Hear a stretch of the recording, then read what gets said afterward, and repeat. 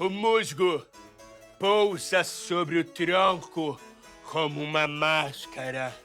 E eu enrolo pra estudar a fórmula de Bhaskara. Tá muito bom. Tá. Ó, flor de lis. Ó, perfume adocicado da estrela de anis. Quem estuda a fórmula de Bhaskara não pede bicho. Parei. E o espinho que espanca a borboleta. Gerati, roda a vinheta.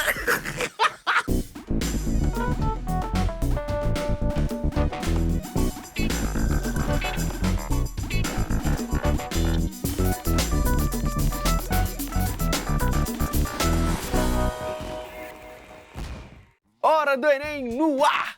E a nossa convidada de hoje é louca por números. Tanto, mas tanto, que criou um canal no YouTube só pra falar do assunto. E ela já tem mais de 40 mil seguidores. É a Júlia Jacoldi, do A Matemaníaca. Daqui a pouquinho, porque eu sei que você também tá enlouquecido, mas com o Enem. E aí eu convoco ele, professor Felipe Coelho. E aí, professor? E aí, Lange, beleza, cara? Seja bem-vindo. Muito obrigado. Professor, muita gente acha que tem que absorver conteúdo, absorver, memorizar fórmulas, mas não é só isso, né? Para você resolver uma questão ou construir algum conceito, são necessárias diversas habilidades. Opa, e que habilidades são essas? São tantas que eu acho que a gente nem tem noção de todas elas, né? Por exemplo, interpretar um texto. É muito comum alunos não conseguirem resolver uma questão porque não leem o texto de uma forma adequada. E uma outra que a gente vai trabalhar hoje, que é a visualização, que é essa capacidade que a gente tem de imaginar e movimentar essa coisa, né, dentro da nossa própria cabeça.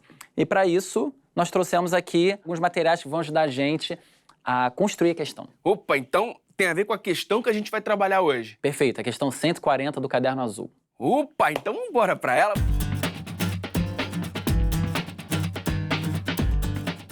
Questão 140 do Enem de 2017, Caderno Azul, primeira aplicação. Um garçom precisa escolher uma bandeja de base retangular para servir 4 taças de espumante que precisam ser dispostas em uma única fileira, paralela ao lado maior da bandeja e com suas bases totalmente apoiadas na bandeja. A base e a borda superior das taças são círculos de raio 4 centímetros e 5 centímetros, respectivamente. A bandeja a ser escolhida deverá ter uma área mínima em centímetro quadrado igual a... Então eu vou propor que a gente já comece a reler a questão, já identificando os dados que ela fornece pra gente. Uma ação que eu considero importante é, conforme a gente lê um dado, é tentar imaginá-lo, né? A gente vai fazer isso aqui através do material. O garçom precisa escolher uma bandeja... Uma bandeja que está sendo representada... retangular. Perfeito, por um retângulo. Para servir 4 taças de espumante. Temos aqui as 4 taças também. Precisam ser dispostas em uma única fileira, paralela ao lado maior da bandeja. Isso é importante, né, professor? Para saber como distribuir. Ele dá uma condição. Deve ser paralela ao maior lado da bandeja, né? Esse retângulo, ele está representando a bandeja. Então, isso aqui é um segmento paralelo, né? No caso, do lado de fora da bandeja. Esse também está do lado de fora da bandeja. Nós estamos interessados nos que estão dentro da bandeja, porque é onde as taças ficarão colocadas, né? Sim. Então, por exemplo, esse alinhamento de taças poderia ficar nessa posição ou nessa, né? Então, resumindo, essas situações aqui não me interessam. As taças devem ser colocadas de uma maneira alinhada, paralela ao maior lado. Então, por exemplo, eu poderia imaginar que as taças estão aqui. Nessa configuração, por exemplo. Sim. Tem que ser dessa maneira. E a gente vai representar isso aqui agora no nosso material. Então, uma possibilidade é essa. O que mais que o enunciado diz pra gente? Vamos lá. Dispostas em uma única fileira, paralela ao lado maior da bandeja e com suas bases totalmente apoiadas na bandeja. A base, representada por esse círculo, ela não pode estar com parte dela fora da bandeja e muito menos sobre alguma outra. A base e a borda superior das taças são círculos de raio 4 centímetros e 5 centímetros, respectivamente. Então ele está associando essa base, está associando isso a um círculo. Sim. E está informando a medida do raio desse círculo. Seria 4, e o daqui de cima é 5. Aí vem o comando da questão. A bandeja a ser escolhida deverá ter uma área mínima em centímetro quadrado igual a... Então eu preciso pensar numa bandeja que consiga acomodar essas 4 taças e que essa bandeja seja o menor possível. Para isso, eu vou alinhar as taças, né, e colocá-las uma do lado da outra coladinha. Uma operação que o aluno pode fazer mentalmente é imaginar de que forma ele pode diminuir essa bandeja, né? Então, uma coisa que pode ser feita aqui é essa bandeja, ela está diminuindo de tamanho. Estreitando. E a gente está encurralando as taças, né? Mantendo os pontos de contato, Sim. né? E fazendo com que essa fileira continue sendo paralela. Mas ainda tem bandeja aqui, ó, na área, ó. A gente faz o mesmo processo de aproximação. Até não poder mais. Pronto. Essa região preta É o que temos que descobrir. é a tal da bandeja que a questão pede. É só com base nesse raio aqui. Ela não fala que o raio superior também não pode estar para fora. Essa também é uma percepção muito importante, né? Ele só pede que a base da taça esteja contida na bandeja. Você bem observou, parte da taça vai ficar do lado de fora da bandeja. Não tem problema. Agora a gente tem que procurar a matematiquice da coisa. É matematiquice, Coutinho. Porque, por enquanto, a gente só está mexendo taças e papéis, né? Sim. Agora é passar disso para matemática, que também é um link que os alunos têm muita dificuldade, né? De relacionar o mundo real com matemática. Para poder facilitar um pouco o nosso trabalho, eu recortei aqui um papel do mesmo tamanho da bandeja. Sim. E vou trocar toda essa papelada apenas por essa bandeja.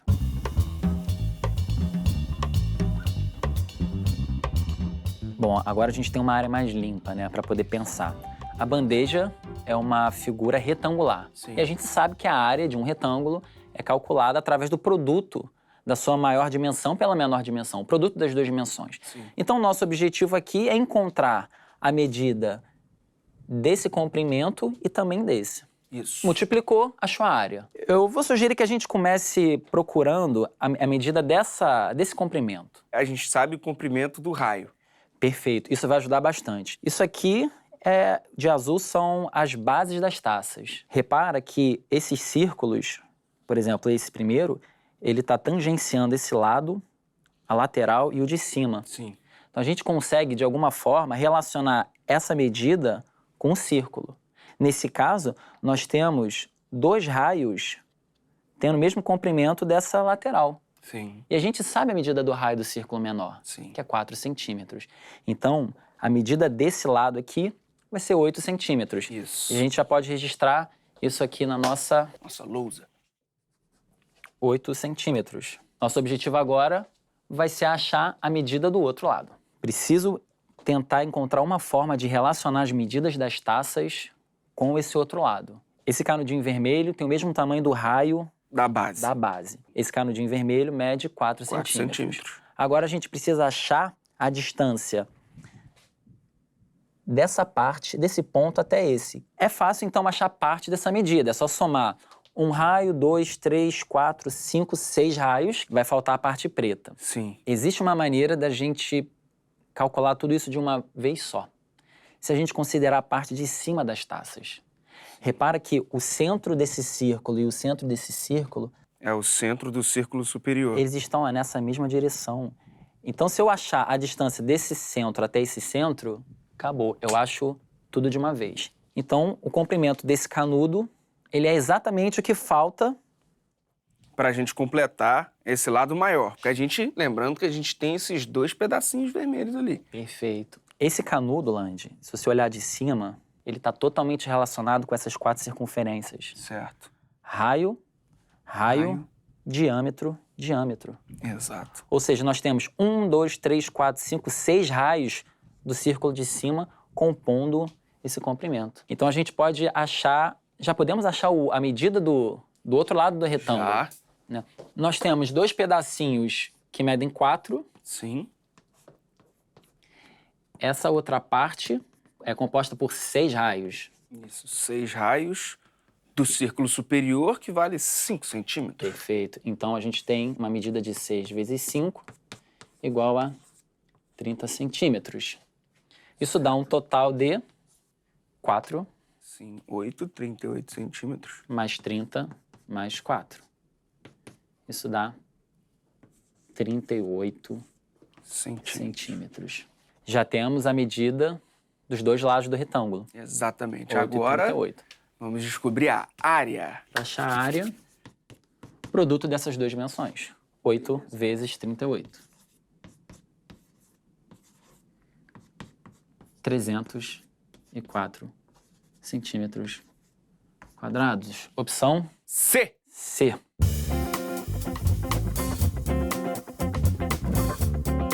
Essa questão foi considerada uma das mais difíceis do Enem de 2017. Mas depois que a gente entende tudo isso, parece até tudo muito fácil, né? Cara, esse é um comentário muito comum em sala de aula. Depois que o professor resolve, parece fácil.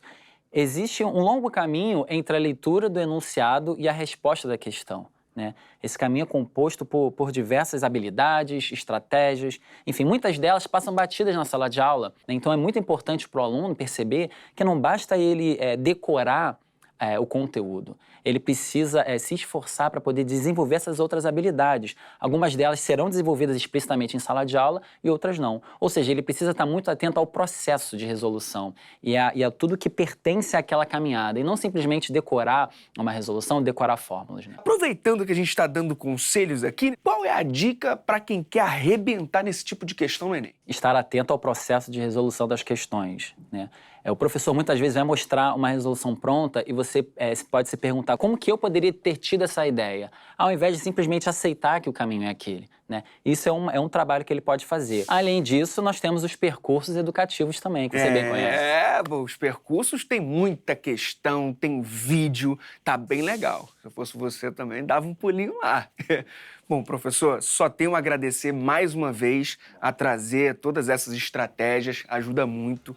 Muito obrigado mesmo. Valeu, Lândia. Até a próxima. Até a próxima. E a nossa convidada tem um canal no YouTube com mais de 40 mil inscritos. O assunto?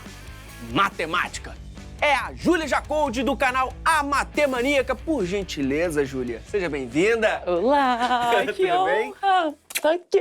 Me explica de cara o nome desse canal, A Matemaníaca. Quando eu fui pensar no nome do canal, eu falei, tem que ser alguma coisa que seja descontraída, que tenha a minha cara, porque eu sou toda louca, assim. E eu realmente gosto de números. E aí eu falei, eu quero que seja um nome que remeta a mim, assim, que as pessoas criam uma intimidade com a Júlia e talvez esse seja um motivo delas gostarem de matemática. E aí, nossa, foi a parte mais difícil, assim. Eu fiquei bem uns 2, 3 dias só pensando em nome, conversando com amigos, Muitas com opções, família. assim? Não muitas, eu acho que esse era o problema. E aí eu falei, não, eu acho que matemaníaca é legal, né? É um pouco difícil de falar, mas depois que pega, eu acho que as pessoas vão se identificar. E aí o que foi mais legal é que recentemente eu descobri que esse sufixo maníaca não é nem de louco, doido, é de entusiasta. Então faz mais sentido ainda, assim. No final das contas, 10 de 10. Deu certinho, 10 de 10. Vem cá, a primeira ideia sua foi foi montar um canal no YouTube ou você fazia antes alguma outra coisa, um vlog, não sei? Não, vou contar pra você. O que aconteceu? Eu entrei na faculdade, licenciatura em matemática, então comecei lá a fazer as matérias e tal, primeiro só matemática. Aí chegou metade do curso, a gente começa a fazer as matérias de pedagogia. E essas matérias são atreladas com estágios, então a gente tem aí quase 400 horas de estágio. Bastante coisa. Quando eu comecei a fazer estágio, entrar na sala de aula, conversar com professores, ver alunos e tal, o que eu senti? Você vai lá, nossa, incrível, cria laços, conhece pessoas novas, e aí você vai embora no final do semestre. Você deixa aquelas pessoas lá que você criou o laço e ficou convivendo com elas um semestre.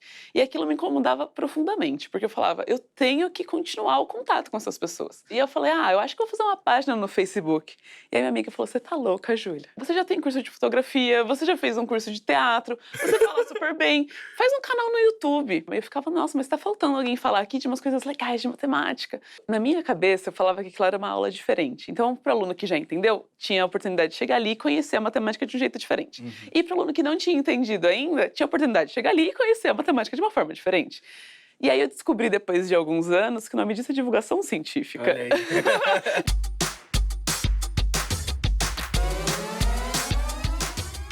Vem cá, que história é essa de várias séries dentro do seu canal? Eu acho que as séries são muito importantes, porque foi aí que eu dei uma virada. Porque no início eu falava, eu vou meio que fazer uma aula diferente. Então, eu ainda usava bastante a lousa, sabe? Eu achava que eu tinha que ter esse formato. Mas isso ainda me incomodava, porque não era realmente o que eu queria fazer. Aí eu fiz uma viagem uma vez, E aí eu falei, nossa, olha, tá nevando aqui. E aí eu vi os floquinhos de neve e me lembrou fractais, que é uma Olha aí. matéria incrível da matemática. E eu falava, eu preciso contar para as pessoas o que eu tô vendo aqui. E aí eu liguei a câmera, comecei a falar, olha, eu tô aqui, tá? Olha esse floquinho de neve, olha esse fractal, eles não são parecidos, e fractal é isso, isso. E comecei a falar de, assim, de uma forma despretensiosa, um tema super espontâneo. específico de matemática, num formato diferente, assim, fora, eu levei a câmera pra fora de casa. Então eu sinto que foi nesse momento, tipo, eu criei o canal, acho que foi mais ou menos em março, esse vídeo foi ao ar próximo de janeiro, né? Então foi aí quase um ano fazendo o mesmo estilo de vídeo, e aí quando eu fiz esse primeiro, o público aceitou. Eu falei, então esse momento é meu, sabe? É a hora da virada. E aí eu comecei a fazer mais estilo vlog, assim mesmo.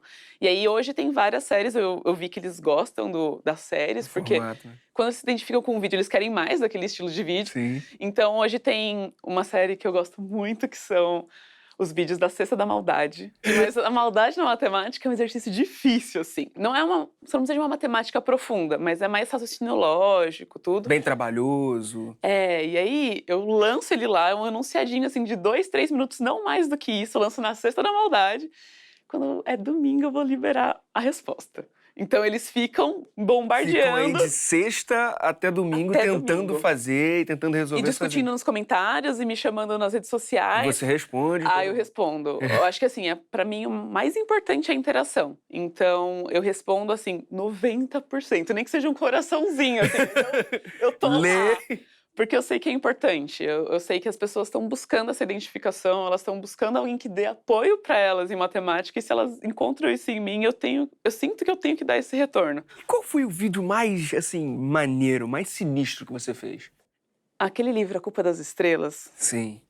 ele fala de infinitos lá. E ele fala de infinitos serem maiores que os outros. Aí eu falei, pô, agora é um momento, eu tenho que falar sobre isso. As pessoas precisam saber dessa informação. E aí eu gravei esse vídeo falando dos diferentes infinitos e eu não esperava, mas é um dos vídeos que mais bem aceitos e que as pessoas chegam muito por ele, assim, no canal. Olha aí. Tipo, é uma pergunta, ela se interessa, né, pelo infinito. Então, Sim.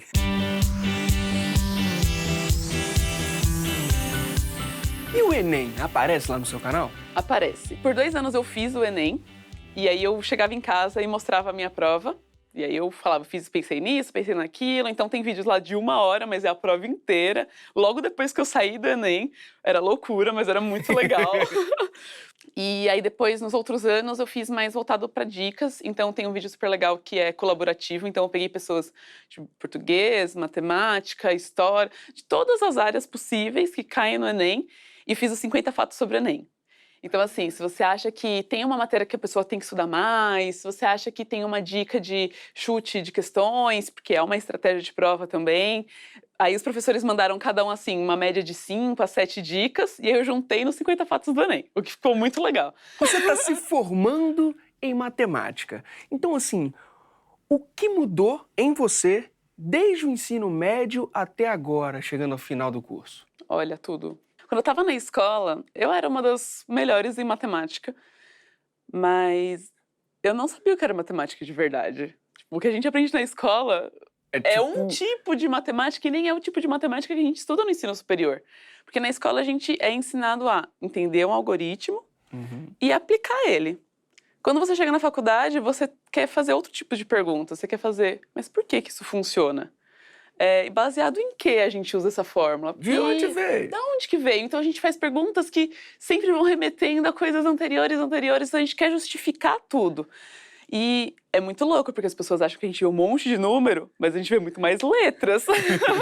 Quando a gente usa número, a gente responde a pergunta para um tipo de pergunta só. Quando coloca a letra, você tem uma gama muito maior aí de, olha, funciona para todos esses casos aqui. E acho que a maior vontade de um cientista é fazer uma fórmula para resolver tudo, né? Ou pelo menos muita coisa, né? Muita coisa. A gente é preguiçoso. A gente quer uma só para resolver Pra tudo. resolver logo tudo. Não, isso é ótimo. Vem cá, agora eu tenho uma dúvida. Quando você tá no restaurante com os amigos, é você que fecha a conta e faz aquele rateio, a distribuição? Normalmente meus amigos também são de exatas. Então, todo mundo fala, eu não faço conta. Tem a calculadora para isso, a gente faz umas brincadeiras assim. Mas uma coisa legal de contar, já que você tocou no assunto janta e amigos e matemática. Eu e esses meus amigos da faculdade. A gente queria se encontrar sempre, pelo menos uma vez por mês, pra, tipo, jantar, almoçar juntos e tal. E só que a gente tava encontrando dificuldades em fazer isso. A gente viu que terça-feira era o melhor dia pra todo mundo. E aí a gente falou assim, então, toda terça que for um número primo, a gente vai nesse mesmo restaurante almoçar. E funciona, porque a gente demonstrou que todo mês tem pelo menos uma terça que é prima. A gente ficou muito orgulhoso, tipo, nossa, a gente pensou nisso, né? Pô, a gente tá falando de pagar conta e tudo mais. E pagar mico? Quando que você pagou um micão assim no canal? Todo dia. Nossa, teve um especial, que você vai rir de mim. Eu tava fazendo um ao vivo. Né, nem vou rir, não, imagina. Não, vai. Tava eu fazendo um ao vivo. Nesse momento eu tava lendo os comentários e apareceu um. Júlia, tem uma barata na sua parede. Mentira! Juro! Não, mano. Nossa, eu simplesmente não sabia o que fazer. Mas e aí era a gente verdade? ficou procurando. Ficou bem uns 5 minutos. E aí, de repente, alguém falou, Júlia, era brincadeira. E aí eu fiquei, tipo, paguei mó mico aqui.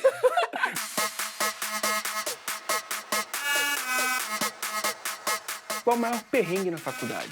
Provavelmente todo mundo que vai fazer matemática era um dos melhores de matemática da escola. Mas aí quando você junta 50 ali na mesma sala, tem os 50 que um dia já foram melhores, né? Mas quando eu fiz as primeiras provas, eu não acreditei, porque eu olhava assim e falei, gente, eu estudei tanto, eu vim em todas as aulas, eu fiz as listas e eu tirei 2. Nossa! Juro, eu ficava triste assim, eu ficava, mãe, o que tá acontecendo, sabe? E aí eu descobri que eu não sabia estudar. Que o que eu sabia era repetir um algoritmo. E quando eu cheguei na faculdade, não era isso que era pra fazer. Era pra gente fazer essas perguntas e tentar responder essas perguntas muito mais profundas. E aí eu falava, tem que ter uma estratégia melhor, então, de estudo. E aí nossa, nunca estudei como... Quando você acha que estudou pro vestibular muito, é que você não chegou na faculdade ainda, lindo. É só quando você chega na faculdade, aí que é tenso mesmo. Mas a motivação é que você gosta daquilo que você está estudando e você está num ambiente que são pessoas que gostam também, e aí vocês vão ser amigos e vão... As coisas acontecem. Exatamente.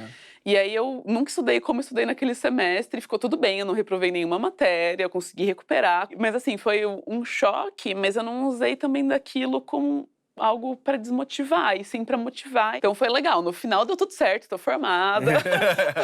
Mas nesse primeiro momento foi um choque bem grande, assim. Bom, agora realmente para encerrar, qual a dica, o conselho para quem tá se preparando pro Enem? Você vai achar que vai ser o pior momento da sua vida, que vai ser horrível, mas vai valer a pena. Cada minutinho que você fica aí sentado estudando vale a pena, porque você tá estudando, tipo, essa primeira grande escolha que você faz, o curso, ou a sua carreira.